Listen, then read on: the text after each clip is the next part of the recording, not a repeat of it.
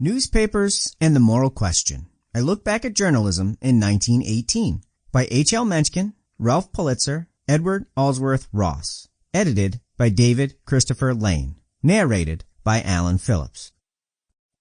Newspaper Morals by H L Mencken. Chapter 1. Aspiring toward the end of my nonage to the black robes of a dramatic critic, I took counsel with an ancient whose services went back to the days of our American cousin, asking him what the qualities were chiefly demanded by the craft. The main idea, he told me frankly, is to be interesting, to write a good story, all else is dross. Of course, I am not against accuracy, fairness, information, learning. If you want to read Lessing and Freytag, Hazlitt and Brunetière, go read them. They will do you no harm. It is also useful to know something about Shakespeare, but unless you can make people read your criticisms, you may as well shut up your shop. And the only way to make them read you is to give them something exciting. You suggest then, I ventured, a certain ferocity? I do, replied my venerable friend. Read George Henry Lewis and see how he did it. Sometimes with a bladder on a string, usually with a meat axe. Knock somebody on the head every day. If not an actor, then the author. If not the author, then the manager. And if the play and the performance are perfect, then excoriate someone who doesn't think so.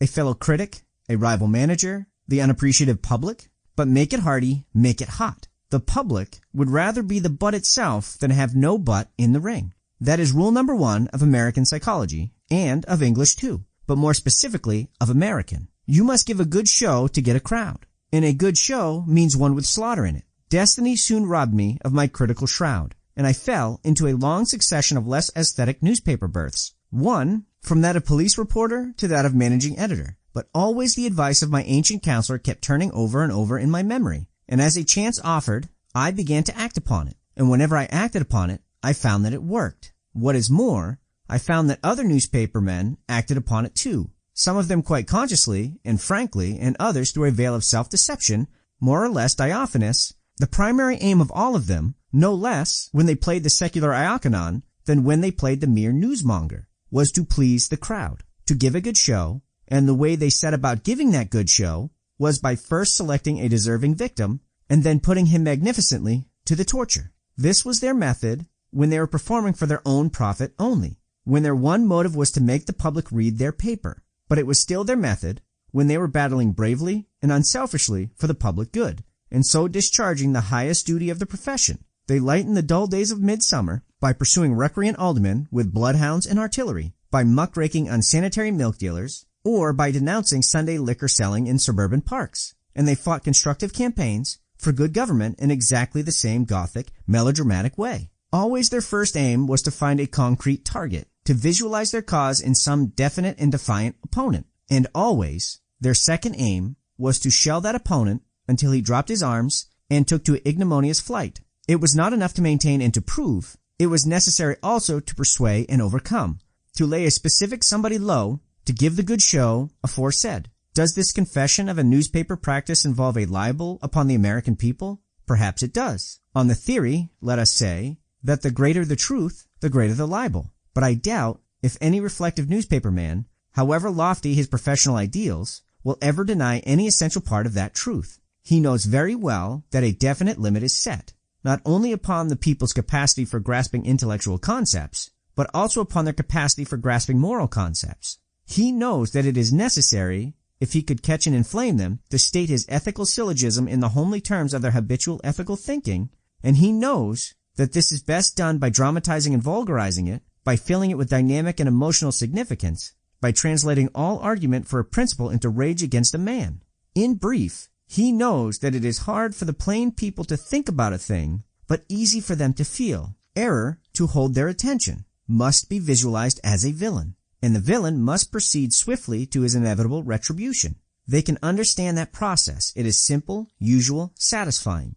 It squares with their primitive conception of justice as a form of revenge. The hero fires them too, but less certainly, less violently than the villain. His defect is that he offers thrills at second hand. It is the merit of the villain, persuaded publicly by a posse comitatus, that he makes the public breast the primary seat of heroism, that he makes every citizen a personal participant in a glorious act of justice. Wherefore it is ever the aim of the sagacious journalist to foster that sense of personal participation, The wars that he wages are always described as the people's wars, and he himself affects to be no more than their strategist and clack. When the victory has once been gained, true enough, he may take all the credit without a blush. But while the fight is going on, he always pretends that every honest yeoman is enlisted, and he is even eager to make it appear that the yeomanry began it on their own motion, and out of the excess of their natural virtue.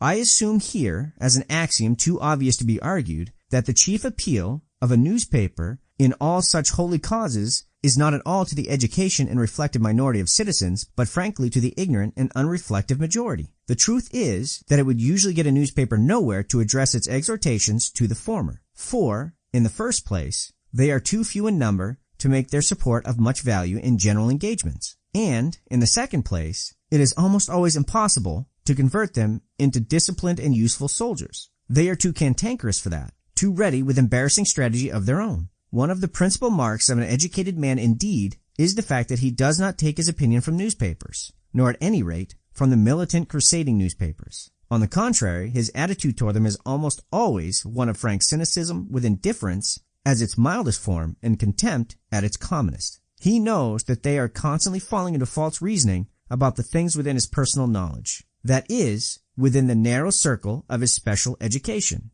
And so he assumes that they make the same or even worse errors about other things. Whether intellectual or moral, this assumption, it may be said at once, is quite justified by the facts. I know of no subject, in truth, save perhaps baseball, on which the average American newspaper, even in the larger cities, discourses with unfailing sense and understanding. Whenever the public journals presume to illuminate such a matter in municipal taxation, for example, or the extension of local transportation, facilities, or the punishment of public or private criminals, or the control of public service corporations, or the revision of city charters, the chief effect of their effort is to introduce into it a host of extraneous issues, most of them wholly emotional, and so they contrive to make it unintelligible to all earnest seekers of the truth. But it does not follow thereby that they also make it unintelligible to their special client, the man in the street. Far from it. What they actually accomplish is the exact opposite. That is to say, it is precisely by the process of transmutation and emotionalization that they bring a given problem down to the level of that man's comprehension and, what is more important, within the range of his active sympathies. He is not interested in anything that does not stir him,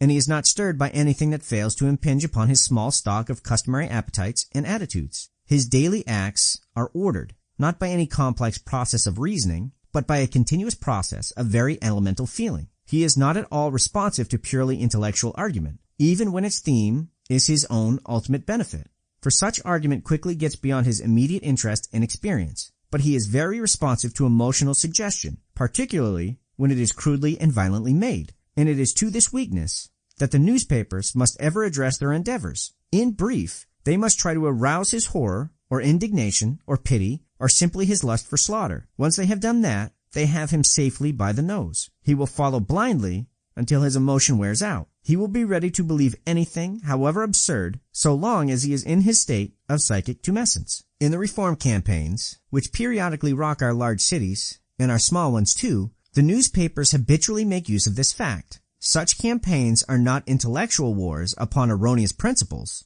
but emotional wars upon errant men. They always revolve around the pursuit of some definite, concrete, fugitive malefactor or group of malefactors. That is to say, they belong to popular sport rather than to the science of government. The impulse behind them is always far more orgistic than reflective. For good government in the abstract, the people of the United States seem to have no liking or, at all events, no passion. It is impossible to get them stirred up over it, or even to make them give serious thought to it. They seem to assume that it is a mere phantasm of theorists, a political will-o'-the-wisp, a utopian dream, wholly uninteresting, and probably full of danger and tricks. The very discussion of it bores them unspeakably, and those papers which habitually discuss it logically and unemotionally, for example, the New York Evening Post, are diligently avoided by the mob. What the mob thirsts for is not good government in itself, but the merry chase of a definite exponent of bad government. The newspaper that discovers such an exponent, or more accurately, the newspaper that discovers dramatic and overwhelming evidence against him, has all the material necessary for a reform wave of the highest emotional intensity. All that it need do is goad the victim into a fight. Once he has formally joined the issue, the people will do the rest. They are always ready for a manhunt, and their favorite quarry is the man of politics. If no such prey is at hand, they will turn to a wealthy debauchee, to fallen Sunday school superintendents, to money barons, to white slave traders, to unsedulous chiefs of police. But their first choice is the boss. In assaulting bosses, however, a newspaper must look carefully to its ammunition and to the order and interrelation of its salvos. There is such a thing, at the start, of overshooting the mark, and the danger, therefore, is very serious. The people must be aroused by degrees, gently at first, and then with more and more ferocity.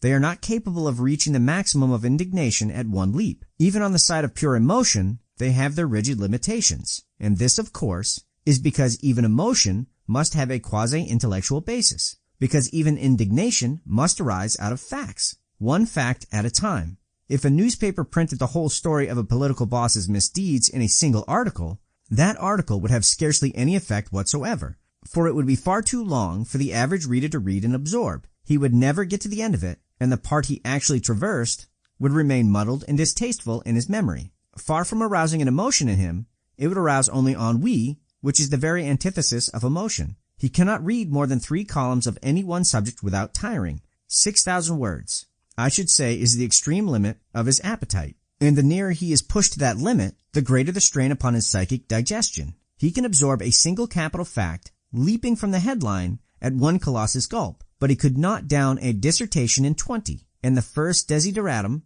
in a headline is that it deal with a single and capital fact. It must be McGinnis steals $1,257,867.25, not McGinnis lacks ethical sense. Moreover, a newspaper article which presumes to tell the whole of a thrilling story in one gargantuan installment would lack the dynamic element, the quality of mystery and suspense. Even if it should achieve the miracle of arousing the reader to a high pitch of excitement, it would let him drop again next day. If he is to be kept in his frenzy long enough for it to be dangerous to the common foe, he must be led into it gradually. The newspaper in charge of the business must harrow him, tease him, promise him, hold him. It is thus that his indignation is transformed from a state of being into a state of gradual and cumulative becoming. It is thus that the reform takes on the character of a hotly contested game, with the issue agreeably in doubt. And it is always a game, of course, that the man in the street views moral endeavor, whether its proposed victim be a political boss, a police captain, a gambler, a fugitive murderer, or a disgraced clergyman.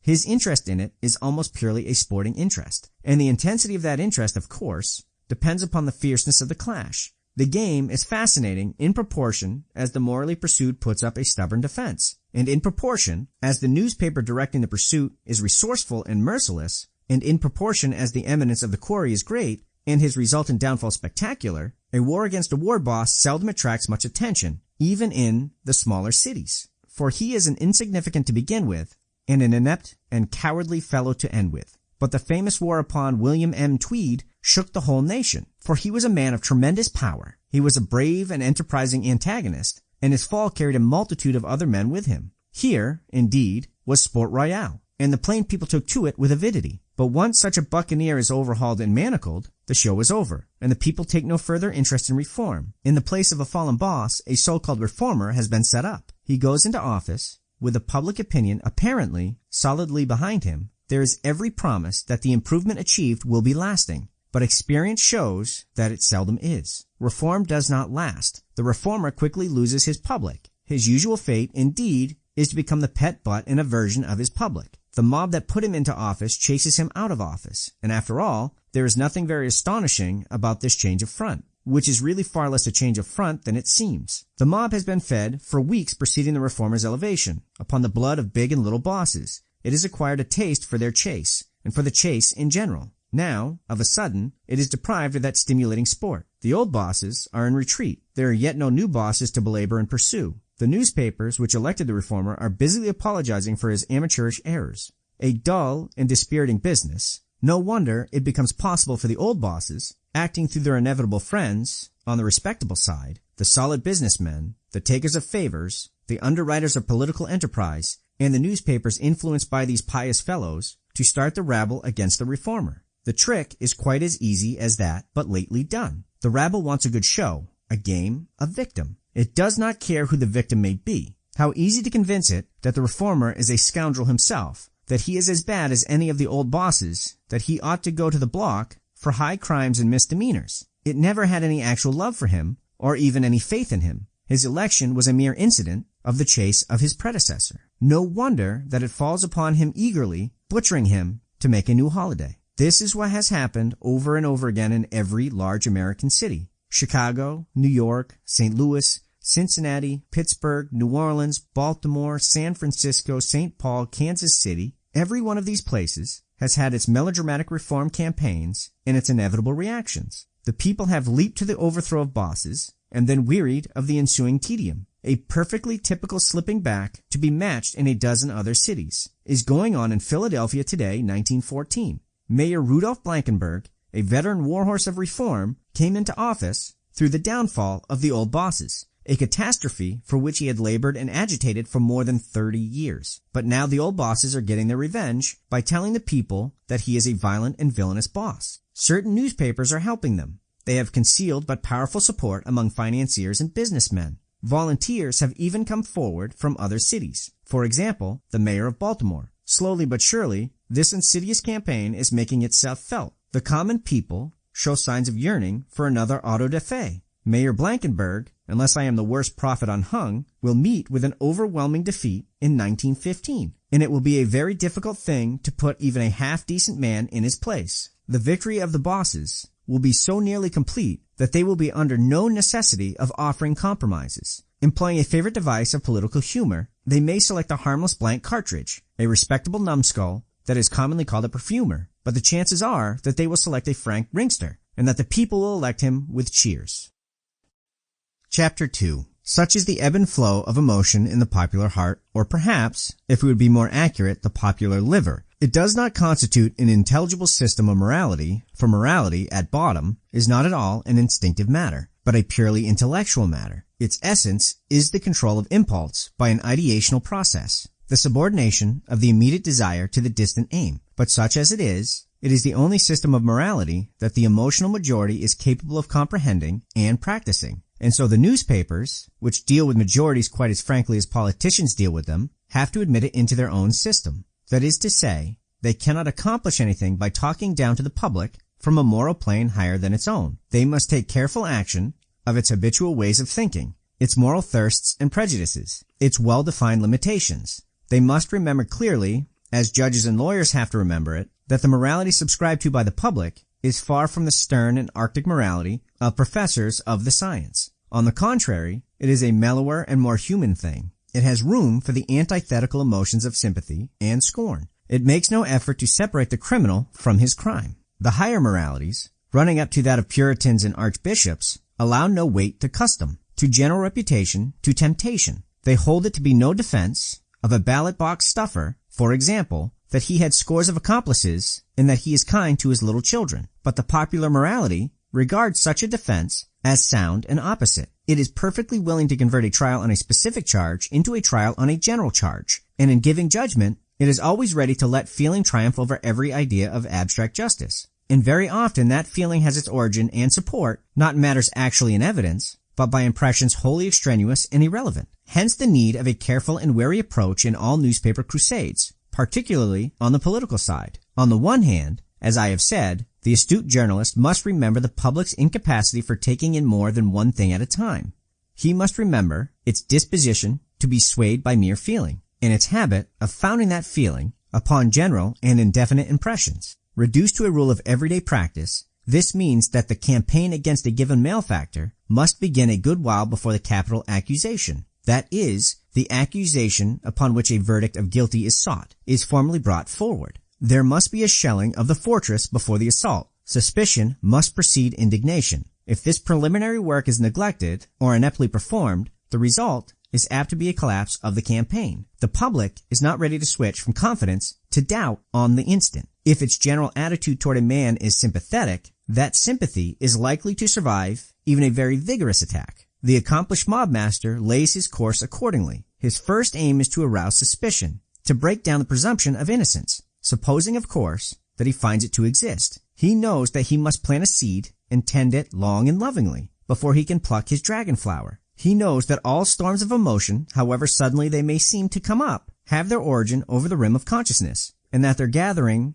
is really a slow business. I mix the figures shamelessly as mob masters mix their brews. It is this persistence of an attitude which gives a certain degree of immunity to all newcomers to office, even in the face of sharp and resourceful assault. For example, a new president. The majority in favor of him on Inauguration Day is usually overwhelming, no matter how small his plurality in the November proceeding. For common self-respect demands that the people magnify his virtues. To deny them would be a confession of national failure, a destructive criticism of the Republic, and that benignant disposition commonly survives until his first year in office is more than half gone. The public prejudice is wholly on his side. His critics find it difficult to arouse any indignation against him, even when the offenses they lay on him are in violation of the fundamental axioms of popular morality. This explains why it was that Mr. Wilson was so little damaged by the charge of federal interference in the Diggs-Caminiti case, a charge well supported by the evidence brought forward, and involving a serious violation of popular notions of virtue. And this explains, too, why he survived the oratorical pilgrimages of his Secretary of State at a time of serious international difficulty. Pilgrimages apparently undertaken with his approval, and hence at his political risk and cost. The people were still in favor of him, and so he was not brought to irate and drumhead judgment. No roar of indignation arose to the heavens. The opposition newspapers, with sure instinct, felt the irresistible force of public opinion on his side, and so they ceased their clamor very quickly. But it is just such a slow accumulation of pinpricks, each apparently harmless in itself, that finally draws blood. It is by just such a leisurely and insidious process that the presumption of innocence is destroyed, and a hospitality to suspicion created. The campaign against Governor Sulzer in New York offers a classic example of this process in operation, with very skillful gentlemen, journalistic and political, in control of it. The charges in which Governor Sulzer was finally brought to impeachment were not launched at him out of a clear sky, nor while the primary presumption in his favor remained unshaken. Not at all. They were launched at a carefully selected and critical moment, at the end, to wit, of a long and well-managed series of minor attacks. The fortress of his popularity was bombarded a long while before it was assaulted. He was pursued with insinuations and innuendos. Various persons, more or less dubious, were led to make various charges, more or less vague, against him. The managers of the campaign sought to poison the plain people with doubts, misunderstandings, suspicions. This effort, so diligently made, was highly successful, and so the capital charges, when they were brought forward at last, had the effect of confirmations, of collaborations, of proof. But if Tammany had made them during the first few months of Governor Sulzer's term, while all doubts were yet in his favor, it would have gotten only scornful laughters for its pains. The ground had to be prepared, the public mind had to be put into training. The end of my space is near, and I find that I have written of popular morality very copiously, and of newspaper morality very little. But, as I have said before, the one is the other. The newspaper must adapt its pleading to the client's moral limitations, just as the trial lawyer must adapt his pleading to the jury's limitations. But both must face it to gain a larger end, and that end, I believe, is a worthy one in the newspaper's case quite as often as in the lawyer's, and perhaps far oftener. The art of leading the vulgar, in itself, does no discredit to its practitioner. Lincoln practiced it unashamed, and so did Webster, Clay, and Henry. What is more, these men practiced it with frank allowance for the naivete of the people they presumed to lead. It was Lincoln's chief source of strength, indeed, that he had a homely way with him, that he could reduce complex problems to simple terms of popular theory and emotion, that he did not ask little fishes to think and act like whales. This is the matter in which the newspapers do their work, and in the long run, I am convinced they accomplish about as much good as harm thereby. Dishonesty, of course, is not unknown among them. We have newspapers in this land which apply a truly devilish technical skill to the achievement of unsound and unworthy ends, but not as many of them as perfectionists usually allege. Taking one with another, they strive in the right direction. They realize the massive fact that the plain people, for all their poverty of wit, cannot be fooled forever. Look back a generation or two. Consider the history of our democracy since the Civil War. Our most serious problems, it must be plain, have been solved orgiastically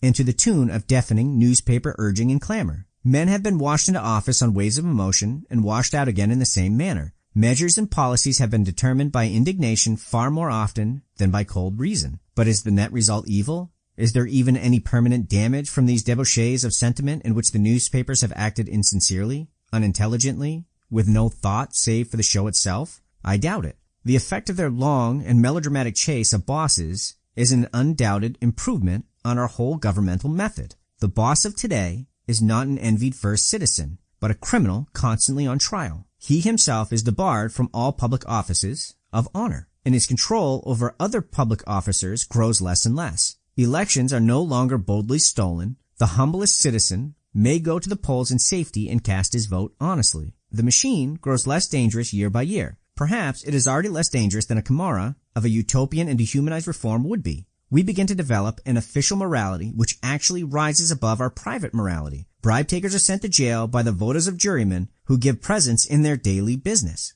and are not above beating the streetcar company. And so too, in narrower fields, the white slave agitators of a year or so ago was ludicrously extravagant and emotional, but its net effect is a better conscience, a new alertness. The newspapers discharged broadside of 12-inch guns to bring down a flock of buzzards, but they brought down the buzzards. They have libeled and lynched the police, but the police are better for it. They have represented salicylic acid as an older brother to bichloride of mercury, but we are poisoned less than we used to be. They have lifted the plain people to frenzies of senseless terror over drinking cups and neighbors with coughs, but the death rate from tuberculosis declines. They have railroaded men to prison, denying them all their common rights, but fewer malefactors escape today than yesterday. The way of ethical progress is not straight. It describes, to risk a mathematical pun, a sort of drunken hyperbole. But if we thus move onward and upward by leaps and bounces, it is certainly better than not moving at all. Each time perhaps we slip back, but each time we stop at a higher level.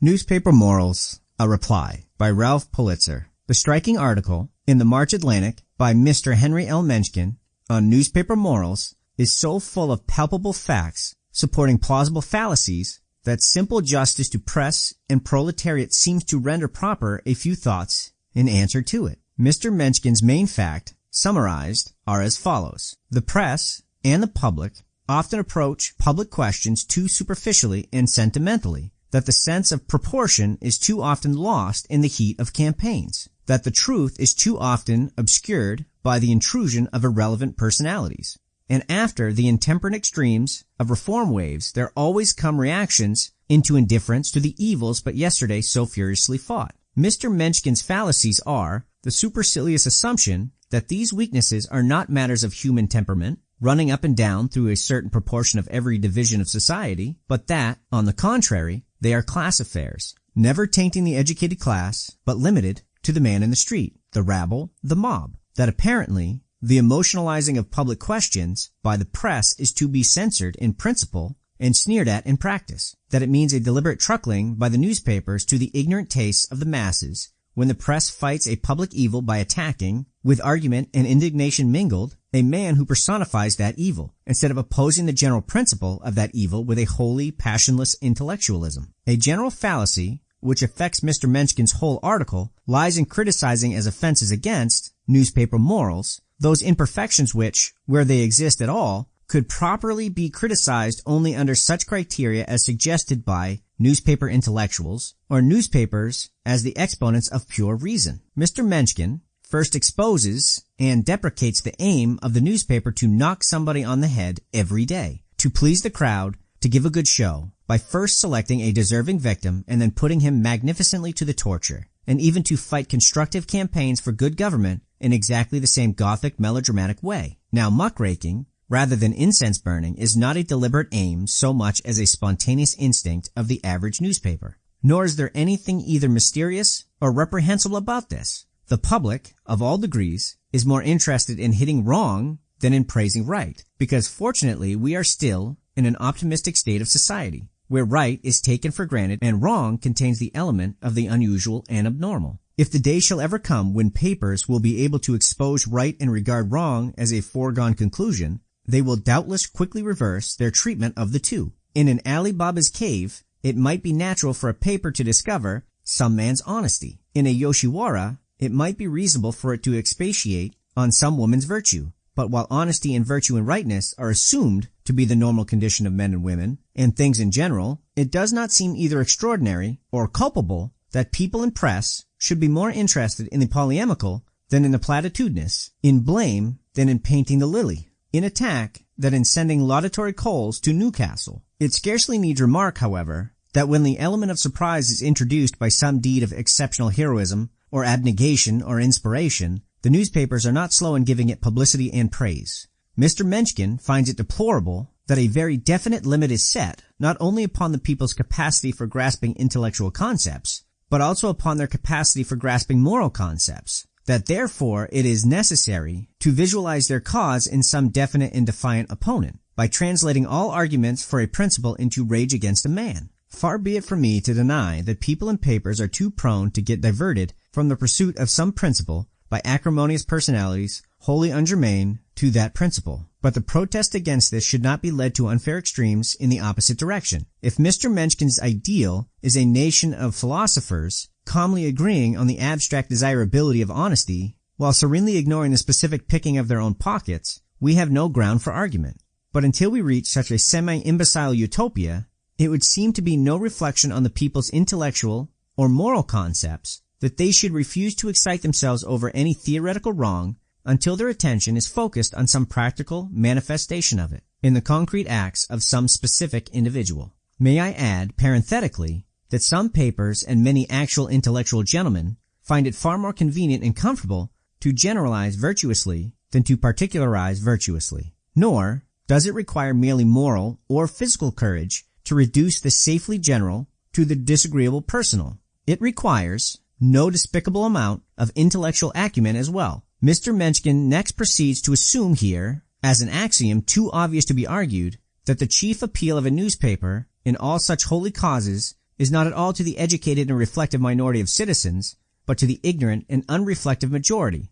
On the contrary, it is very hard from being too obvious to be argued. A great many persons of guaranteed education are sadly destitute of any reflectiveness whatsoever, while an appalling number of the ignorant have the effrontery to be able to reflect very efficiently. This is apart from the fact that the general intelligence among many of the ignorant is matched only by the abysmal stupidity of many of the educated. Thus it is that the decent paper makes its appeal on public questions to the numerically large body of reflective ignorance and to the numerically small body of reflective education, leaving it to the demagogic papers, which are the exception at one end, to inflame the unreflective ignorant, and the sycophantic papers, at the other end, to pander to the unreflective educated. As to Mr. Menckен's charge that he knows of no subject, save perhaps baseball, on which the average American newspaper discourses with unfailing sense and understanding, I know of no subject at all, even including baseball, on which the most exceptionally gifted man in the world discourses with unfailing sense and understanding. But I do know this, that considering the immense range of subjects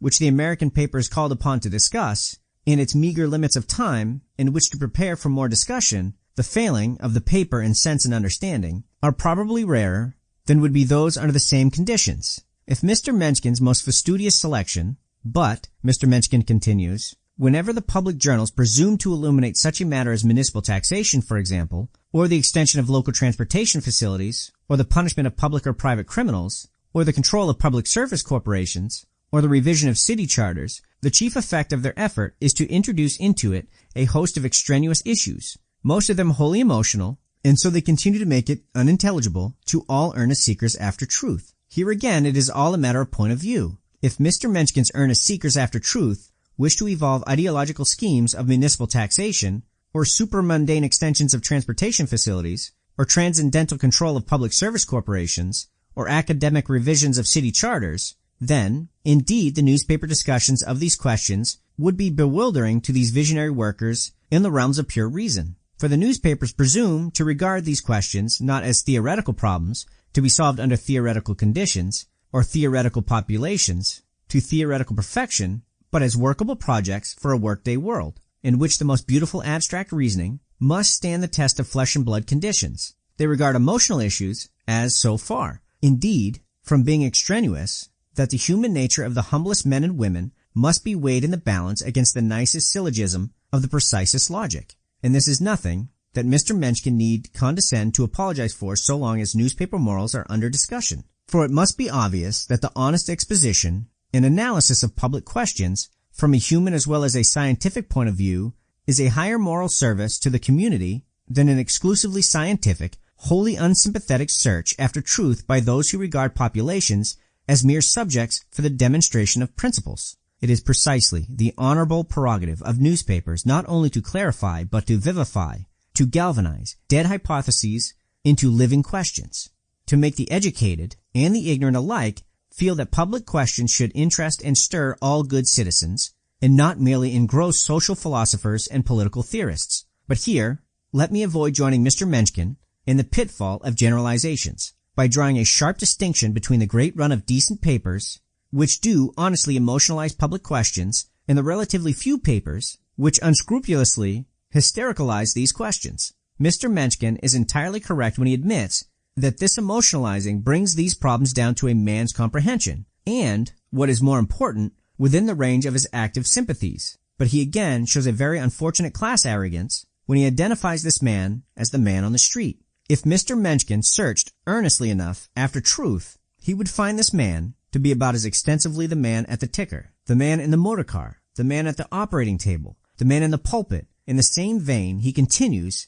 that the only papers which discuss good government unemotionally are diligently avoided by the mob. If Mr. Mencken only included with his proletariat the mob of stockbrokers and doctors and engineers and lawyers and college graduates generally who refuse to read these logical and unemotional discussions, he would unfortunately be quite right. It would be a beautiful thing indeed if we had with us today 100 millions of earnest seekers after truth, all busily engaged in discussing good government in the abstract, logically and unemotionally. If they were only this dispassionately busied, it is quite true that things would not be as at present, when they are always ready for a manhunt, and their favorite quarry is a man of politics. If no such prey is at hand, they will turn to wealthy debauchees, to fallen Sunday school superintendents, to money barons, to white slave traders. In those halcyon times, the 100 million calm abstractionists would discuss the influence of Beaumont and Fletcher on bosses, or failing this, the ultimate effect of wealth on eroticism, the obscure relations between proselyte and decadence, or the effect of white slave traffic on the gold reserve.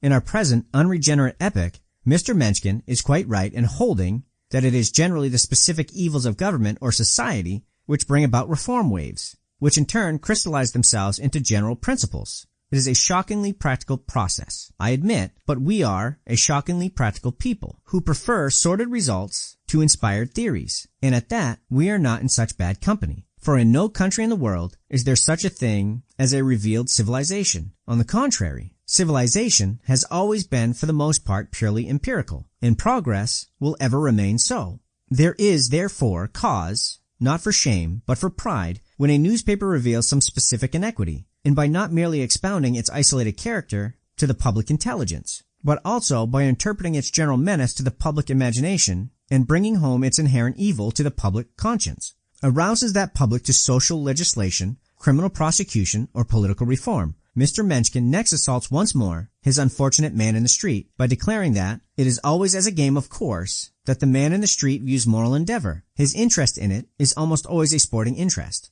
On the contrary, here at last we have a case where a class distinction may fairly be drawn. The man in the street is a naive man who takes his melodrama seriously, who believes robustly in blacks and whites without subtilizing them into intermediate shades, for whom villains and heroes really exist. He is the last person on earth to view the moral endeavor of a political or social campaign as a game. It is the supercilious class, with its sophistication and attendant cynicism, to whom such campaigns tend to take on the aspect of sporting events and games of skill. But it is not necessary to go into the details of Mr. Menckен's theory as to the depraved nature of popular participation in political reform. Its gist is contained in his truly shocking statement that the war on the Tweed Ring, in its extirpation, was to the plain people nothing but sport royale. Anyone who can take one of the most inspiring civic victories in the history, not alone of a city, but of a nation, and degrade the spirit that brought it about to the level of the cockpit of a bull ring, supplies an argument that needs no reinforcing against his prejudice on the whole subject.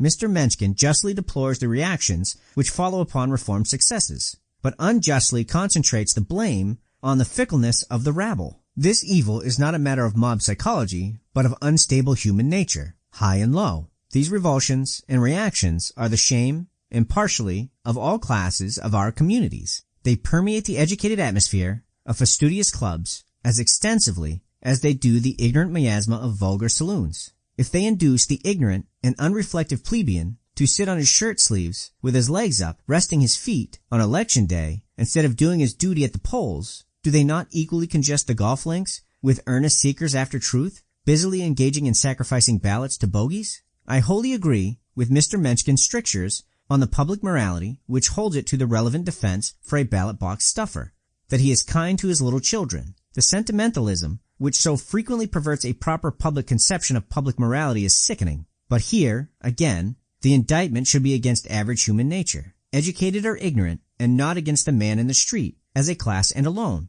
To this man, the fact that the ballot box stuffer is kind to his little children may carry more weight than to the man of education and culture. To the latter, the fact that some monopoly breeding, law-defying, legislation-bribing, railroad-wrecking gentleman is kind to his fellow citizens by donating to them picture galleries and free libraries may carry more weight than to the former. Is not the one just as much as the other, ready to let feeling triumph over every idea of abstract justice? Again, with Mr. Mencken's prescription for making a successful newspaper crusade, there can be no quarrel, save that here once more he suggests by referring to the newspaper as a mob master. These methods are exclusively applicable to the same long-suffering man in the street. These methods on which Mr. Mencken elaborates are the rather obvious ones used by every lawyer, clergyman, statesman, or publicist in the world over, who has a forensic fight to make and win against some public evil. Accusation, iteration, cumulation, and climax.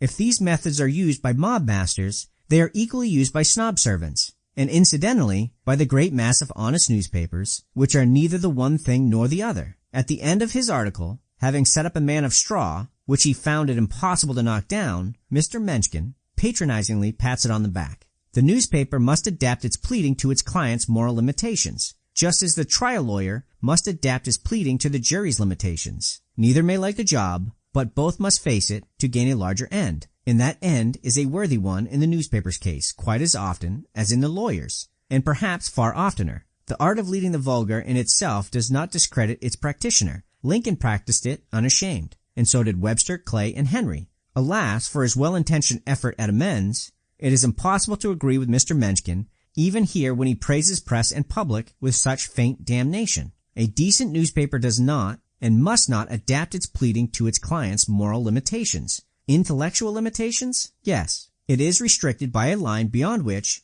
intelligence and education alike would be at sea, and which only specialists and experts would understand. But moral limitations? No. The paper in this regard is less like the lawyer and more like the judge. A judge can properly adapt his charge in simplicity of form to the intellectual limitations of the jury, but it will scarcely be contended with that he may adapt his charge in its substance to the moral limitations of the jury. No more can any self-respecting paper pulter with what it believes to be the right and the true because of any moral limitations in its constituency. Demagogic papers may do it, class catering papers may do it, but the decent paper which lies between does not thus stultify itself. And now to Mr. Mencken's condescending conclusion. Our most serious problems, it must be plain, have been solved orgistically and to the tune of deafening newspaper urging and clamor. But is the net result evil? I doubt it. The way of ethical progress is not straight, but if we thus move onward and upward by leaps and bounces, it is certainly better than not moving at all. Each time, perhaps, we slip back, but each time we stop at a higher level.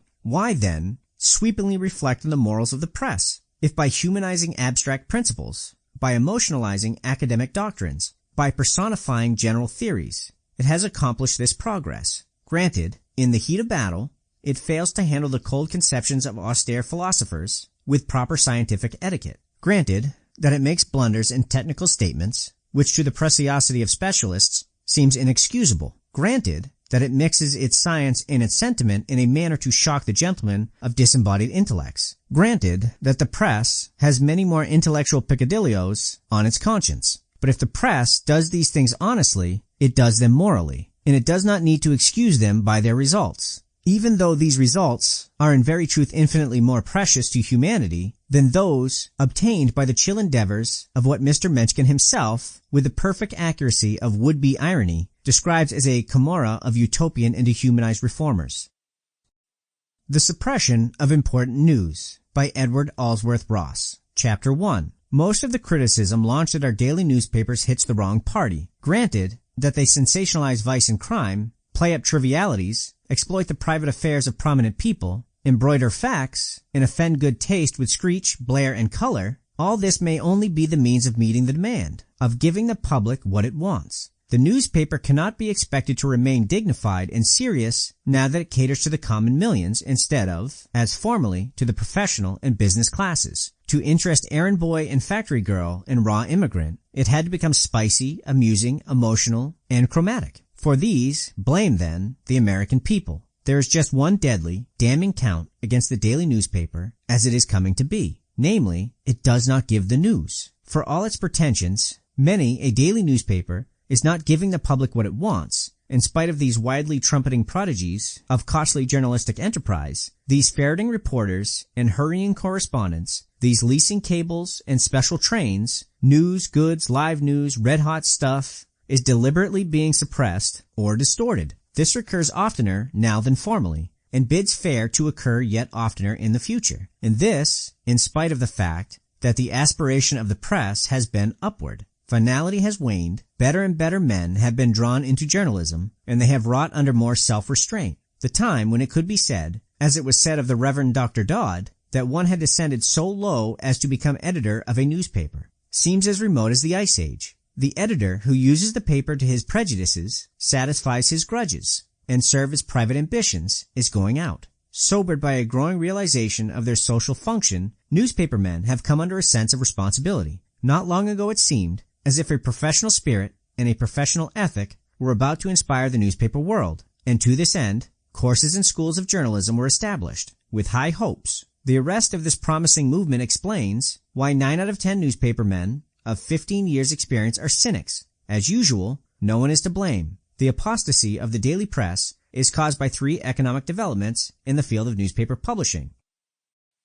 Chapter 2. In the first place, the great city daily has become a blanket sheet with elaborate presswork, printed in mammoth editions that must be turned out in the least time. The necessary plant is so costly and the Associated Press franchise is so expensive that the daily newspaper in the big city has become a capitalistic enterprise. Today, $1 million will not begin to outfit a metropolitan newspaper. The editor is no longer the owner, for he has not and cannot command the capital needed to start it or buy it. The editor of the type of Greeley, Dana, Meadow, Story, Halstead, and Raymond, who owns his paper and makes it his astral body, the projection of his character and the ideals is rare. Perhaps Mr. Watterson and Mr. Nelson, the late William R. Nelson of the Kansas City Star, are the best representatives of the type. More and more, the owner of the big daily is a businessman who finds it hard to see why he should run his property in different lines from the hotel proprietor, the vaudeville manager, or the owner of an amusement park. The editors are hired men, and they may put into the paper no more of their conscience and ideals than comports with getting the biggest return from the investment. Of course, the old-time editor who owned his paper tried to make money. No sin that. But just as today, the author, the lecturer, or the scholar tries to make money, namely within the limitations imposed by his principles and his professional standards. But now that the provider of the newspaper capital hires the editor instead of the editor hiring the newspaper capital, the paper is likelier to be run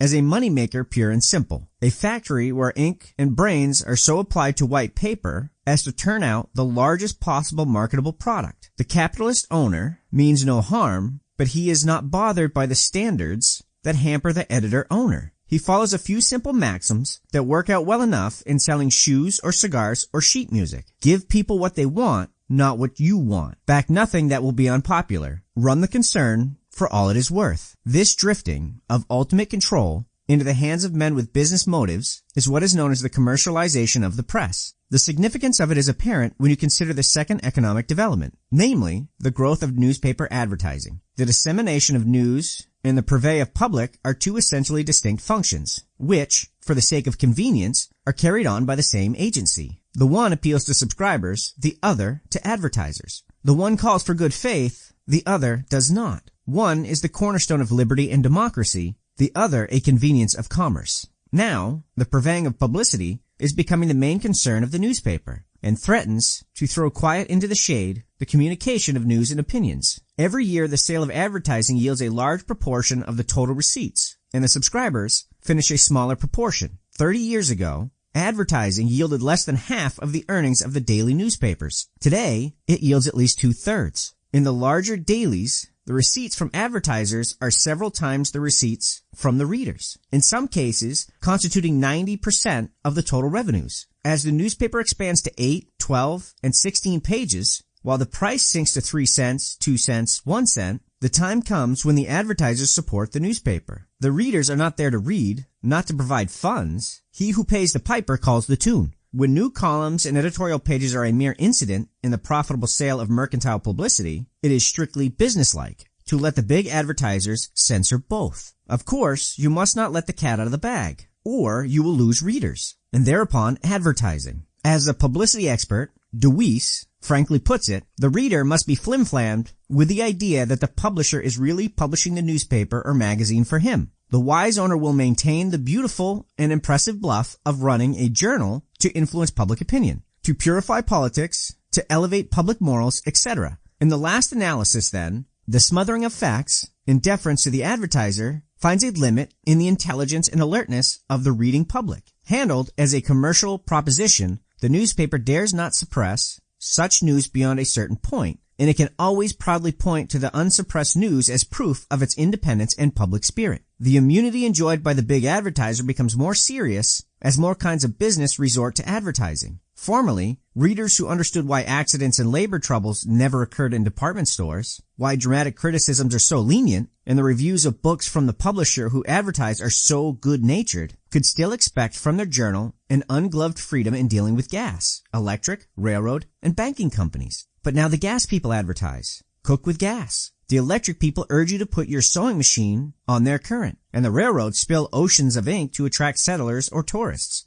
The bank and the trust companies are buyers of space. Investment advertising has sprung up like Jonah's gourd, and telephone traction companies are being drawn into the vortex of competitive publicity. Presently, in the news columns of the sheet that steers by the cash register, every concern that has favors to seek, duties to dodge, or regulations to evade will be able to press the soft pedal. A third development is the subordination of the newspapers with enterprises. After a newspaper becomes a piece of paying property, detached from the editor's personality, which may be bought and sold like a hotel or mill, it may come into the hands of those who will hold it in bondage to other and bigger investments. The magnate owner must find it to his advantage not to run it as a newspaper, pure and simple, but to make it, on the sly, an instrument for coloring certain kinds of news, diffusing certain misinformation, or fostering certain impressions or prejudices in its clientele. In a word, he may shape its policy by non-journalistic considerations, by making his paper help his other schemes,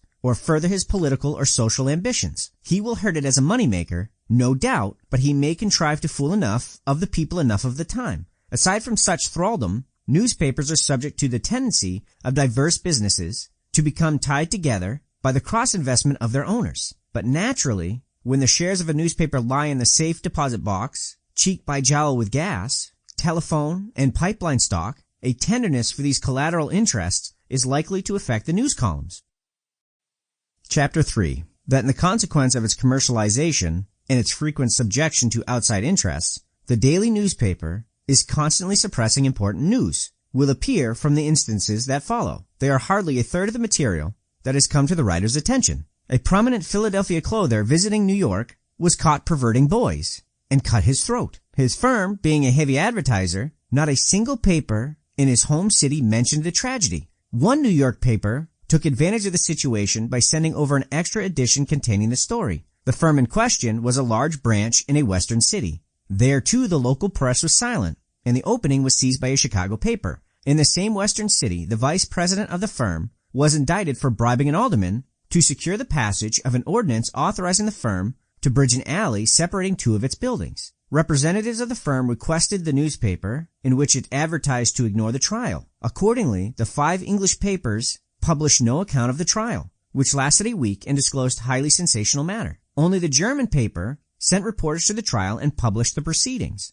In a great jobbing center, one of the most prominent cases of the United States District Attorney was the prosecution of certain firms for misbranding goods. The facts brought out appeared in the press of the smaller centuries, but not a word was printed in the local papers. In another century, 4 firms were fined for selling potted cheese which had been treated with preservatives. The local newspapers stated the facts, but withheld the names of the firms, a consideration they are not likely to show to the ordinary culprit. In a trial in a great city, it was brought out by sworn testimony that, during a recent labor struggle which involved Teamsters on the one hand and the department stores and the mail order houses on the other, the employees had plotted to provoke the strikers to violence by sending a long line of strike-breaking wagons out of their way to pass a lot on which the strikers were meeting. These wagons were the bait to a trap, for a strong force of policemen was held in readiness in the vicinity, and the governor of the state was at the telephone ready to call out the militia if a riot broke out. Fortunately, the strikers restrained themselves, and the trap was not sprung. It is easy to imagine the headlines that would have been used if labor had been found in so diabolical a plot. Yet the newspapers unanimously refused to print this testimony. In the same city, during a strike of the elevator men in the large stores, the business agent of the Elevator Starters Union was beaten to death in an alley behind a certain emporium by a strong man hired by that firm. The story, supported by affidavits, was given by a responsible lawyer to 3 newspaper men, each of whom accepted it as true and promised to print it. The account never appeared. In another city, the salesgirls in the big shops had to sign an exceedingly mean and oppressive contract which, if generally known, would have made the firm odious to the public. A prominent social worker carried these contracts, in evidence as to the bad conditions that had become established under them,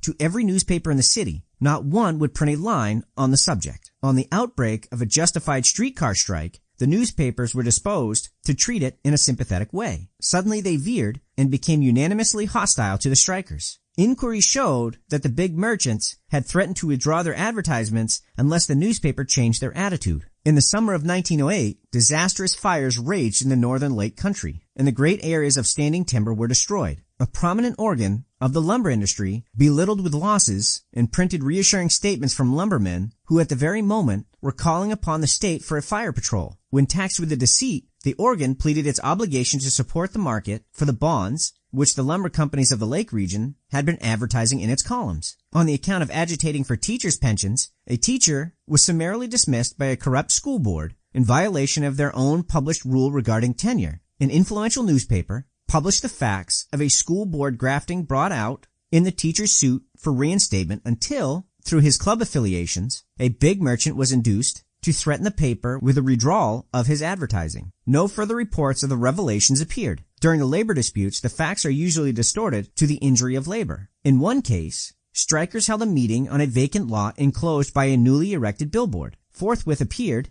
in a yellow journal, professing warm friendship for labor, a front-page cut of the billboard, and a lurid story of how the strikers had built a stockade, behind which they intended to bid defiance to the bluecoats. It was not surprising that, when the van bringing these lying sheets appeared in their quarter of the city, the libeled men overturned it. During the struggle of carriage drivers, for a 6-day week, certain great dailies lent themselves to a concerted effort of the liverymen to win public sympathy for making it appear that the strikers were interfering with funerals. One paper falsely stated a strong force of police was being held in reserve in case of riots, and that policemen would ride beside the union drivers of hearses. Another, under the misleading headline, 2 funerals stopped by striking cabmen, described harmless colloquies between hearse drivers and pickets. This was followed up with a solemn editorial. May a man go to his long rest in peace, although, as a matter of fact, the strikers had no intention of interfering with funerals. The lying headline is a favorite device for misleading the reader. One sheet prints on its front page a huge scare headline,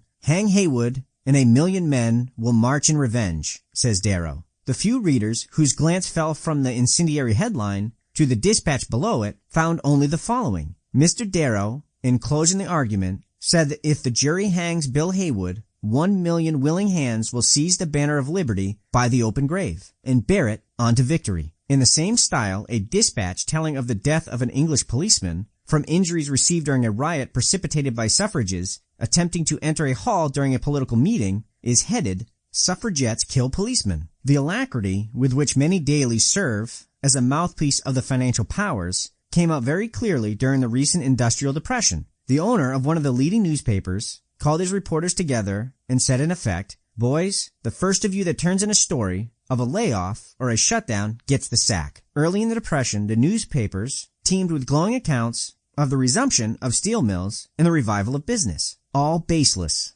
After harvest time, they began to cheap prosperity, bumper crops, farmers buying automobiles, in cities where banks and employees offered clearinghouse certificates instead of cash. The press usually printed fairy tales of the enthusiasm with which these makeshifts were taken by depositors and working men. The numbers and sufferings of the unemployed were ruthlessly concealed from the reading public. A mass meeting of men out of work was represented as anarchistic or instigated by the socialists for political effect. In one daily appeared a dispatch under the heading 5,000 jobs offered, only 10 applied. It stated that the Commissioner of Public Works of Detroit, misled by reports of dire distress, set afoot a public work which called for 5,000 men. Only 10 men applied for work, and all these expected to be bosses. Correspondence with the official established the fact that the number of jobs offered was 500 and that 3,000 men applied for them.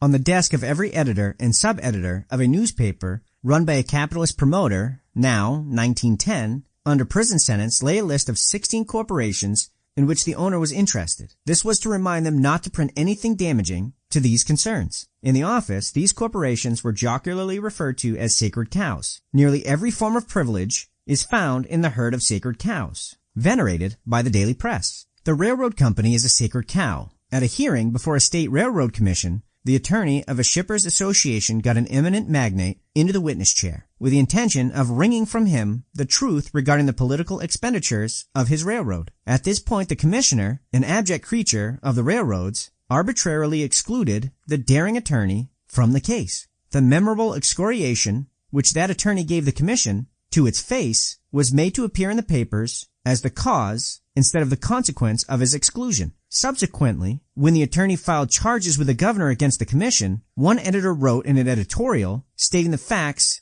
and criticizing the commissioners. The editorial was suppressed after it was typed. The Public Service Company is a sacred cow. In a city of the Southwest last summer, 1909, while houses were burning from lack of water for the fire hose, a lumber company offered to supply the firemen with water. The water company replied that they had sufficient. Neither this nor other damaging information concerning the company's conduct got into the columns of the local press. A yellow journal, conspicuous in the fight for cheaper gas by its ferocious onslaughts on the gas trust, suddenly ceased its attack. Soon it began to carry a full-page cook with gas advertisement. The cow had found the entrance to the sacred fold. Traction is a sacred cow. The truth about Cleveland's fight for the 3-cent fare has been widely suppressed. For instance, while Mayor Johnson was superintending the removal of the tracks of a defunct street railway, he was served with a court order enjoining him from tearing up the rails. As the injunction was not endorsed, as by law it should be, he thought it was an ordinary communication and put it in his pocket to examine later. The next day, he was summoned to show reason why he should not be found in contempt of court. When the facts came out, he was, of course, discharged. An examination of the 7 leading dailies of the country shows that a dispatch was sent out from Cleveland stating that Mayor Johnson, after acknowledging service, pocketed the injunction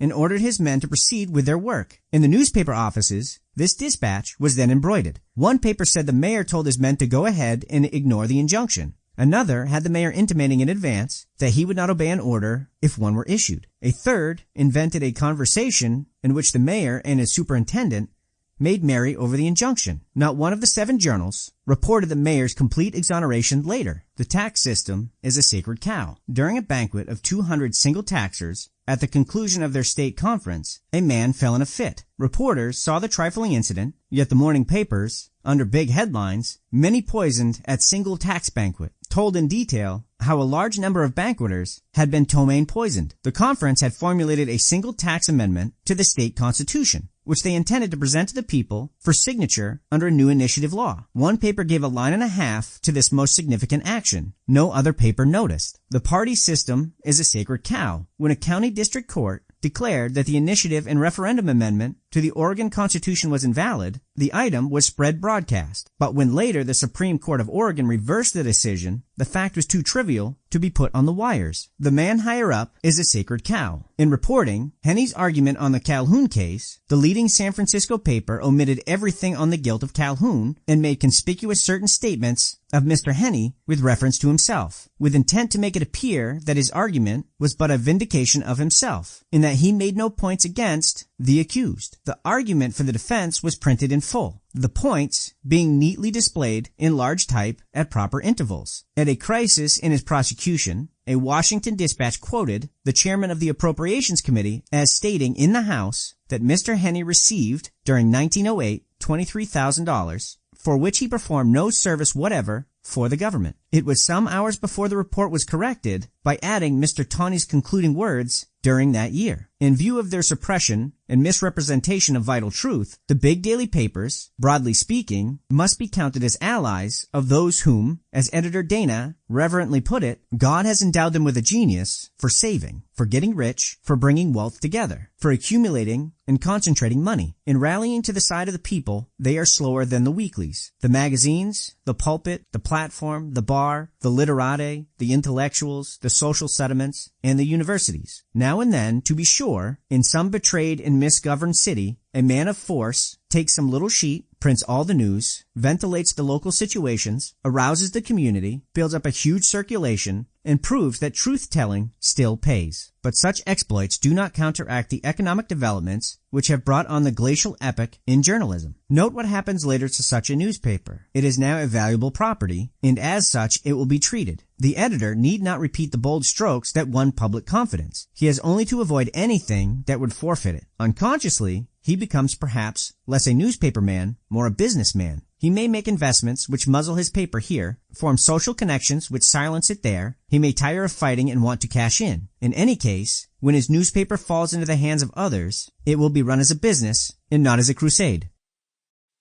Chapter 5. What can be done about the suppression of news? At least, we can refrain from arraigning and preaching. To urge the editor, under the thumb of the advertiser, or the owner, to be more independent, is to invite him to remove himself from his profession. As for the capitalist owner, to exhort him to run his newspaper in the interest of truth and progress is about as reasonable as to exhort a mill owner to work his property for the public good instead of for his private benefit. What is needed is a broad new avenue to the public mind. Already smothered facts are cutting little channels for themselves. The immense vague of the muckraking magazines is due to their being vehicles for suppressed news. Non-partisan leaders are meeting with cheering response when they found weeklies in order to reach their natural followings. The Socialist Party supports 2 dailies, less to spread their ideas than to print that the capitalistic dailies would stifle. Civic associations, municipal voters' leagues, and legislative voters' leagues are circulating tons of leaflets and bulletins full of suppressed facts. Within a year, 1909 to 1910, 5 cities have, with the taxpayers' money, started journals to acquaint the citizens with municipal happenings and affairs. And many cities have sprung up private non-partisan weeklies to report civic information. Moreover, the spoken word is once more a power. The demand for lecturers and speakers is insatiable, and the platform bids fair to recover its old prestige. The smotherers are dismayed by the growth of the Chautauqua Circuit. Congressional speeches give vent to boycotted truth and circulate wildly under the franking privilege. City clubs and Saturday lunch clubs are formed to listen to facts and ideas tabooed by the daily press. More is made of public hearings before committees of councilmen or legislators. When all is said, however,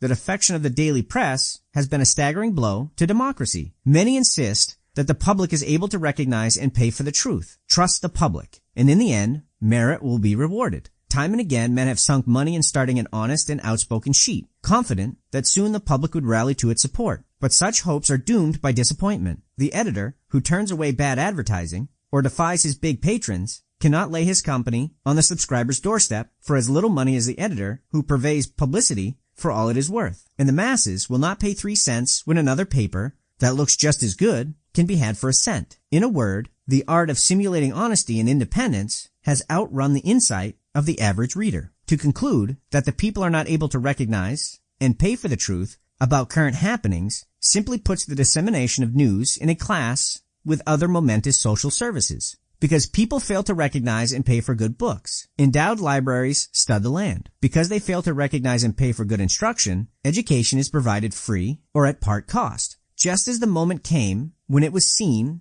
that private schools, loan libraries, commercial parks, baths, gymnasia, athletic grounds, and playgrounds would not answer. So the moment is here for recognizing that the commercial news medium does not adequately meet the needs of democratic citizenship. Endowment is necessary. Since we are not yet wise enough to run a public-owned daily newspaper, the funds must come from private sources. In view of the fact that in 15 years, large donations aggregating more than $1,000 million have been made for public purposes in this country, it is safe to predict that, if the usefulness of a non-commercial newspaper be demonstrated, funds will be forthcoming. In the cities, where the secret controls of the channels of publicity is easiest, there are likely to be founded financially independent newspapers. the gift of public-spirited men of wealth. The ultimate control of such a foundation constitutes a problem. A newspaper free to ignore the threats of big advertisers or powerful interests may not be bought, bullied, or bludgeoned. One that might at any moment blurt out the damning truth about police protection to vice, corporate tax dodging, the grabbing of water frontage by railroads, or the non-enforcement of the factory laws would be of such strategic importance in the struggle for wealth that desperate efforts would be made to chloroform it. If its governing board perpetuated itself by co-optation, it would eventually be packed with safe men who would see it that the newspaper was run in a conservative spirit. For in the long run, those who can watch for an advantage all the time will beat the people who can watch only some of the time. Chloroformed and endowed newspapers will be, unless it be committed to the onward thought and conscience of the community. This could be done by letting vacancies in the governing board be filled in turn by the local bar association, the medical association, the ministers' union, the degree-granting faculties, the federated teachers, the Central Labor Union, the Chamber of Commerce, the Associated Charities, the public libraries, the Nonpartisan Citizens Association, the Improvement Leagues, and the social settlements. In this way, the endowment would rest ultimately on the chief apexes of moral and intellectual worth in the city, while giving, with headline, cut, and cartoon, interesting news, forgeries, and accidents, society and sports, as well as business and politics. The endowed newspaper would not dramatize crime or gossip of private affairs. Above all, it would not fake, doctor, or sensationalize the news. Too self-respecting to use keyhole tactics, and too serious to chronicle the small beer of the wedding trousseau or the divorce court. Such a newspaper could not begin to match the commercial press in circulation, but it would reach those who reach the public through the weeklies and monthlies, and would inform the teachers, preachers, lecturers, and public men who speak to the people eye to eye. What is more, it would be a corrective newspaper, giving a wholesome leverage for lifting up the commercial press. The big papers would not dare to be caught smothering or cooking the news. The revelations of an independent journal that everybody believed would be a terror to them, and under the spur of a competitor not to be frightened, bought up, or tired out. They would be compelled, in sheer self-preservation, to tell the truth much oftener than they do. The Erie Canal handles less than a 20th of the traffic across the state of New York, yet, by its standing offer of cheap transportation, it exerts a regulative pressure on railway rates, which is realized only when the canal opens in the spring. On the same principle, the endowed newspaper in a given city might print only a 20th of the daily press output, and yet exercise, over the other 19/20ths, an influence great and salutary.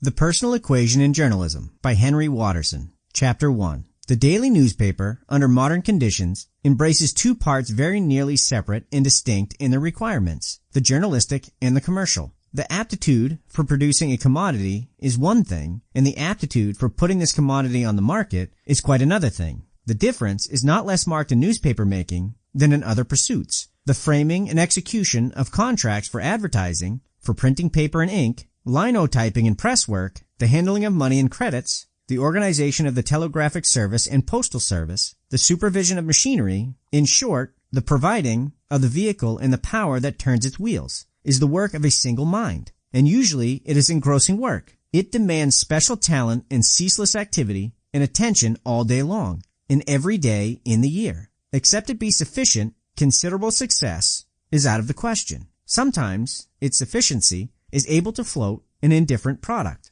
Without it, the best product is likely to languish. The making of the newspaper, that is, the collating of the news, and its consistent and uniform distribution and arrangement, the representation of the mood and tense of the time, a certain continuity, more or less, of thought and purpose. The popularization of the commodity call for energies and capacities of another sort. The editor of the morning newspaper turns night into day. When the others sleep, he must be awake and astir. His is the only vocation where versatility is not a hindrance or a diversion, where the conventional is not imposed upon his personality. He should be many-sided, and he is often more engaging when he seems least heedful of rule. Yet nowhere is ready and sound discretion in greater or more constant need. The editor must never lose his head. Sure, no less than prompt judgment is required at every turning. It is his business to think for everybody. Each subordinate must be drilled and fitted to his place as to become, in a sense, the replica of his chief. And even then, when at noon he goes carefully over the work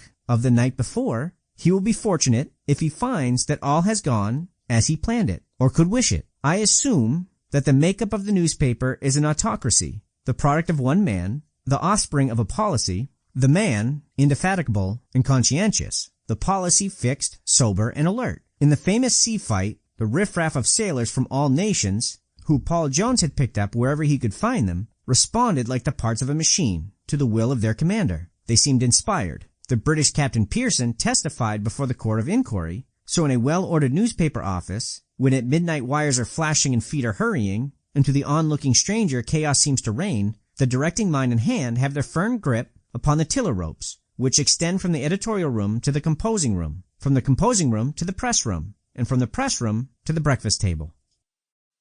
Chapter 2.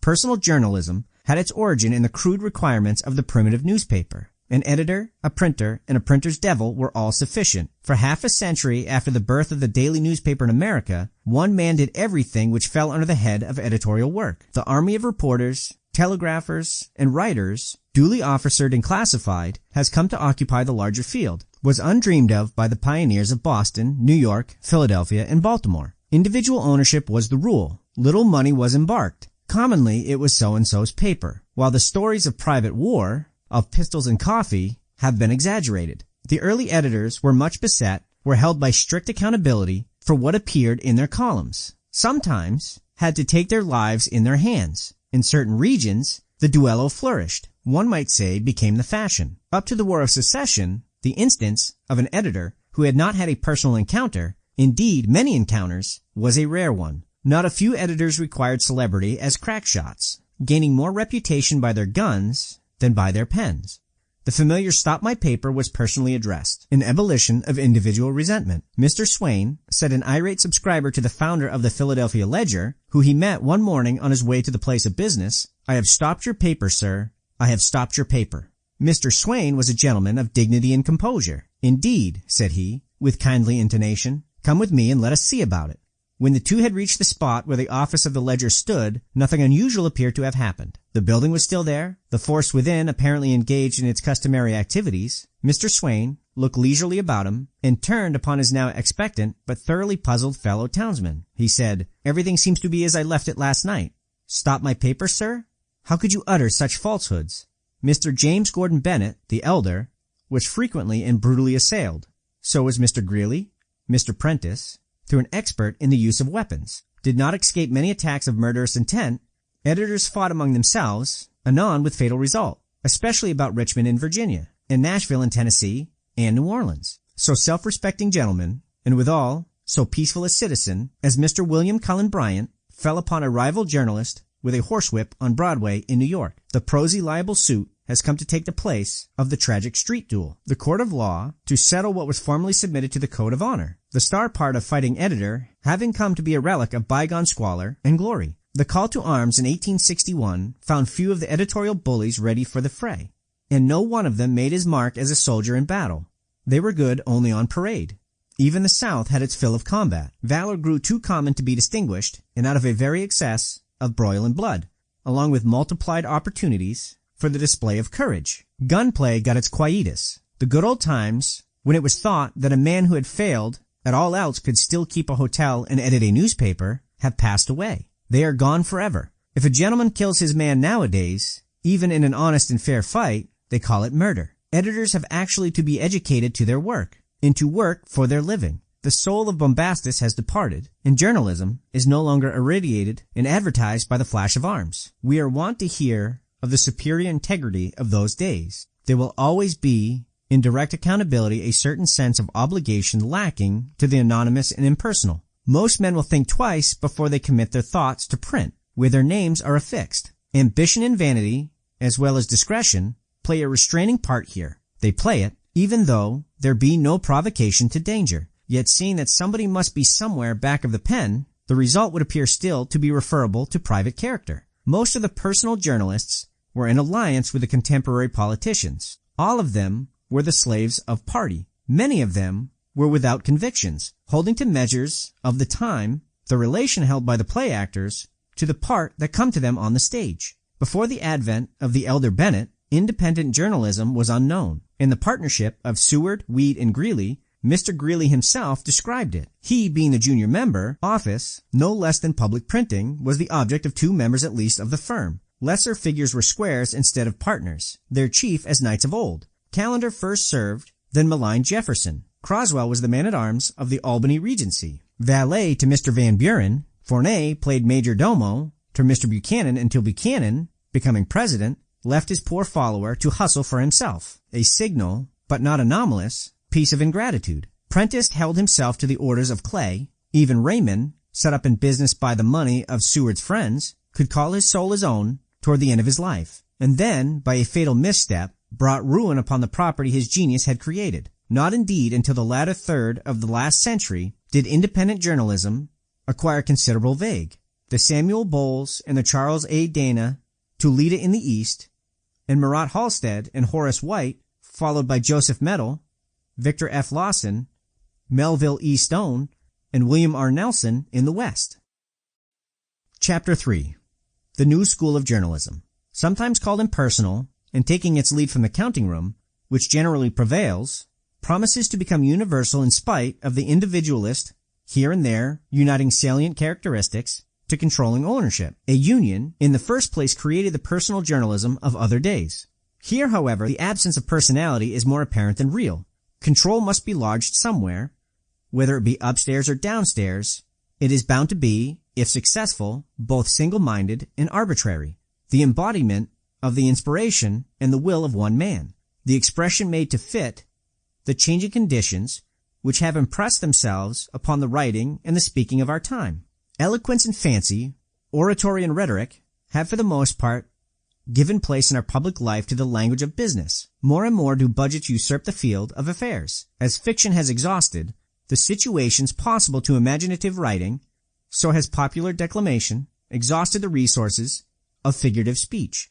And just as the novel seeks other expedients for arousing and holding the interest of its readers, do speakers and publicists abandon the florid and artificial, aim at the simple and the lucid, the terse and the incisive, the argument, the main point, attained as a rule in the statement. To this end, the counting room, with its close kinship to the actualities of the world about it, has a definite advantage over the editorial room as a school of instruction. Nor is there any reason why the head of the counting room should not be as highly qualified to direct the editorial policies as the financial policies of the newspaper of which, as the agent of corporation or an estate, he has become the executive. The newspaper, thus conducted, assuming something of the character of the banking institution and the railway company, being indeed a sense a common carrier, at least a greater show of stability and respectability, if not a greater sense of responsibility, would be likely to follow such an arrangement, since it would establish a more immediate relation with the community than that embraced by the system which seems to have passed away, a system which was not nearly so accessible, and was, moreover, hedged about by a certain mystery that attaches itself to midnight, to the flare of the footlights and the smell of printer's ink. I have written thus far, and was about to pursue this line of thought with some practical suggestion emanating from a wealth of observation and reminiscence.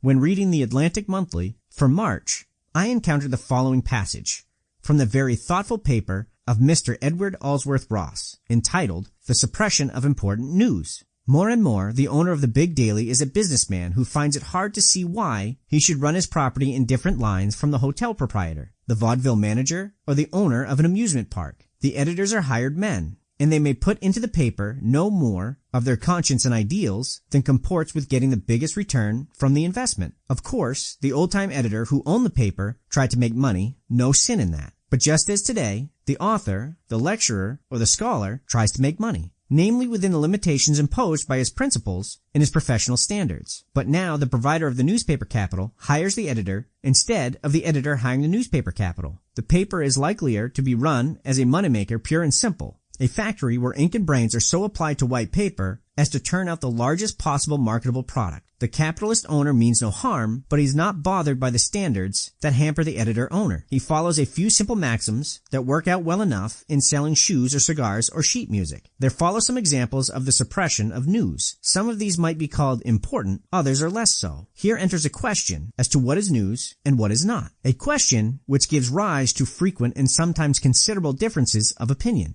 If the newspaper manager is to make no distinction between vaudeville and journalism, journalism, between the selling of white paper disfigured by printer's ink and the selling of shoes and sheet music, comment should seem superfluous. I venture to believe that such a manager would nowhere be able to long to hold his own against one of ambition and intelligence better suited by supplying the requirement of the public demand for a vehicle of communication between itself and the world at large. Now and then we see a very well composed newspaper fail or succeed because of its editorial character and tone. Now and then we see one succeed having no editorial character and tone, but the rule is otherwise. The leading dailies everywhere stand for something. They are rarely without aspiration because of the unequal capabilities of those who conduct them. They have had their ups and downs, great journals like the Chicago Times passing out of existence through the lack of an adequate head, failing journals like the New York World saved from shipwreck by the timely arrival of an adequate head. My own observation leads me to believe that more is to be charged against the levity and indifference of the average newspaper. Perhaps I should say its ignorance and indolence, than against the suppression of important news. As a matter of fact, suppression does not suppress. Conflicting interests attend to that. Mr. Ross relates that in the desk of every editor and sub-editor of a newspaper run a certain capitalist, who was also a promoter, lay a list of 16 corporations in which the owner was interested. This was to remind them not to print anything damaging to those particular concerns. In the office, the exempted subjects were jocularly referred to as sacred cows. This case, familiar to all newspaper men, was an extreme one. The newspaper proved a costly and ignominious failure. Its owner, who ran it on the lines of an amusement park, landed first in a bankruptcy and then in criminal court, finally to round up in the penitentiary. Before him, and in the same city, a fellow journalist had been given a state prison sentence. In another and adjacent city, the editor and owner of a famous and influential newspaper, who had prostituted himself and his calling, escaped the stripes of a convict only through executive clemency. The disposition to publish everything, without regard to private feeling or good neighborhood, may be carried to an excess quite as harmful to the community as the suppression of which Mr. Ross tells us in his interesting resume. The newspaper which constitutes itself judge and jury, which condemns in advance of conviction, which reversing the English rule of law, assumes the accused guilty instead of innocent, the newspaper, in short, which sets itself up as a public prosecutor, is likely to become a common scold and to arouse its readers out of all proportion to any good achieved by publicity. As in other affairs in life, the sense of decency imposes certain reserves and also the sense of charity. The justest complaint which can be laid at the door of the modern newspaper seems to be its invasion of the home, and its conversion of reporters into detectives. Pretending to be the defender of liberty, it too often is the assailant of private right. Each daily issue should indeed aim to be the history of yesterday, but it should be clean as well as truthful. And as we seek in our usual walks and ways to avoid that which is nasty and ghastly, so should we, in the narration of scandal and crime, guard equally against exaggeration and pruriency, nor be ashamed to suppress that which may be too vile to tell. In a recent article, Mr. Victor Rosewater, the accomplished editor of the Omaha Bee, takes issue with Mr. Ross upon the whole line of his argument, which he subjects to the critical analysis of a practical journalist. The muckraking magazines, so extolled by Mr. Ross, are shown by Mr. Rosewater to be the merest collection of already printed newspaper material. The periodical writer having time to put them together in more connected form, he also shows that Chautauqua circuits are but the emanations of newspaper advertising, and that if newspapers of one party make suppressions in the interest of their party, the newspapers of the other are ready with the antidote. Obviously, Mr. Ross is either a newspaper subaltern or a college professor. In either case, he is, as Mr. Rosewater shows, a visionary. In nothing does this portray itself so clearly as in the suggestion of an endowed newspaper, which is Mr. Ross's remedy for the evils he enumerates. Because newspapers, as a rule, prefer construction to destruction, says Mr. Rosewater, they are accused by Mr. Ross of malfeasance for selfish purposes. True, a newspaper depends for its own prosperity upon the prosperity of the community in which it is published. The newspaper selfishly prefers business prosperity to business adversity. A panic is largely psychological, and the newspaper can do much to aggravate or to mitigate its severity. There is no question that to the willful efforts of the newspaper as a body to allay public fear and to restore business confidence is to be credited the short duration and comparative mildness of the last financial cataclysm. Would an endowed newspaper have acted differently? Most people would freely commend the newspaper for what they did to start the wheels of industry again revolving. And this is the first time I have seen them condemned for suppressing important news of business calamity and industrial distress in subservience to a worship of advertising revenue. The truth of this can hardly be denied. Most fair-minded observers would agree with Mr. Rosewater that a few black sheep in the newspaper fold do not make the whole flock black, nor do the combined imperfections of all newspapers condemn them to failure. And I cannot resist quoting entire the admirable conclusion with which a recognized newspaper authority disposes of a thoroughly theoretical newspaper critic. Personally, says Mr. Rosewater, I would like to see the experiment of an endowed newspaper tried, because I am convinced comparison would only redound to the advantage of the newspaper privately conducted as a commercial undertaking. The newspaper most akin to the endowed newspaper in this country is published in the interest of the Christian Science Church. With it, important news is news calculated to promote the propaganda of the faith, and close inspection of its columns would disclose news suppression in every issue.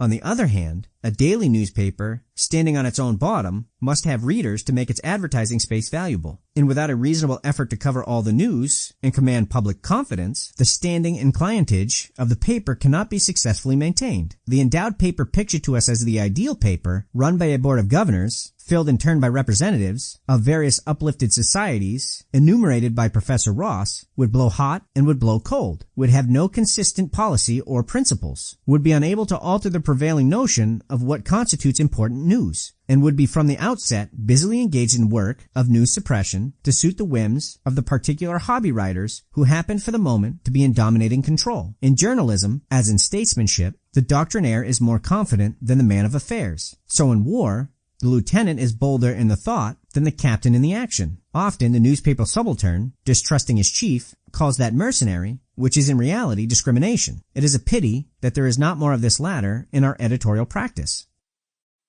Chapter 4. Disinterestedness, unselfish devotion to the public interest, is the soul of true journalism, as of true statesmanship, and this is likely to proceed from the counting room. As from the editorial room, only the business manager must be a journalist. The journalism of Paris is personal. The journalism of London is impersonal. That is to say, that one illustrates self-exploiting, individualized star system, the other the more sedate and orderly, yet not less responsible commercial system.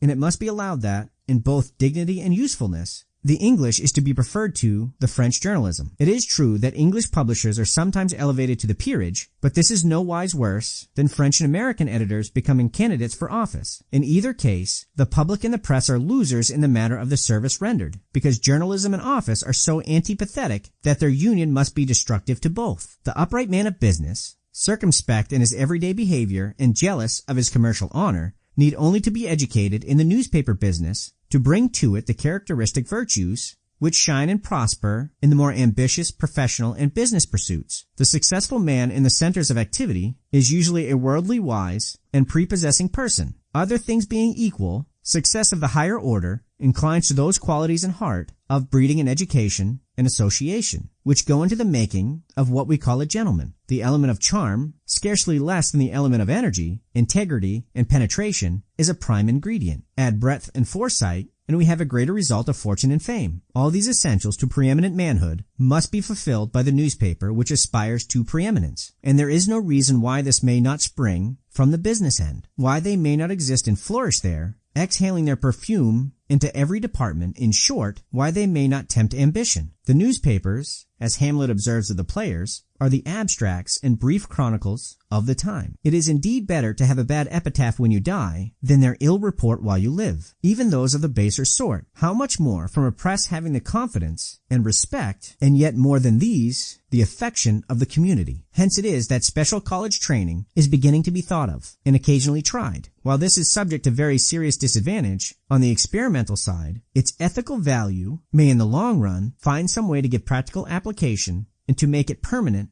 as an arm of the newspaper service. Assuredly, character is an asset, and nowhere does it pay surer and larger dividends than in the newspaper business. Chapter 5. We are passing through a period of transition, the old system of personal journalism having gone out, and the new system of counting room journalism having not quite reached a full realization of itself. The editorial function seems to have fallen into a lean and slippered state, the matter of tone and style honored rather than in the breach than in the observance. Too many ill-trained, uneducated lads have graduated out of the city editor.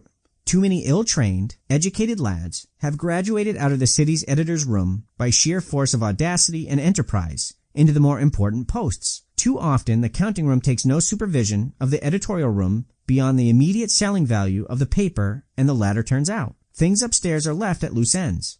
There are examples of opportunities lost through absentee landlordism. These conditions, however, are ephemeral. They will yield before the progressive requirements of a process of popular evolution which is steadily lifting the masses out of the slough of degeneracy and ignorance. The dime novel has not the vogue it once had. Neither has the party organ. Readers will not rest forever content under the impositions of fake or colored news, of misleading headlines, of false alarums, and slovenly writing. Already they begin to discriminate, and more and clearly they will learn to discriminate, between the meretricious and the true. The competition in sensationalism, to which we owe the yellow press, as it is called, will become a competition in cleanliness and accuracy. The counting room, which is next to the people and carries the purse, will see that decency pays, that good sense and good faith are good investments, and it will look closer to the personal character and the moral product of the editorial room, requiring better equipment and more elevated standards. There will never again be a Greeley or a Raymond or a Dana playing the role of star and personally exploited by everything appearing in journals which seemed to exist mainly to glorify them. Each was in his way a man of superior attainments. Each thought himself an unselfish servant of the people. Yet each had his limitations, his ambitions and prejudices, his likes and dislikes, intensified and amplified by the habit of personalism, often unconscious. And this personal element eliminated, why may not the impersonal head of the coming newspaper, proud of his profession and satisfied with the result of his administration, render a yet better account to God and the people in unselfish devotion to the common interest? The end.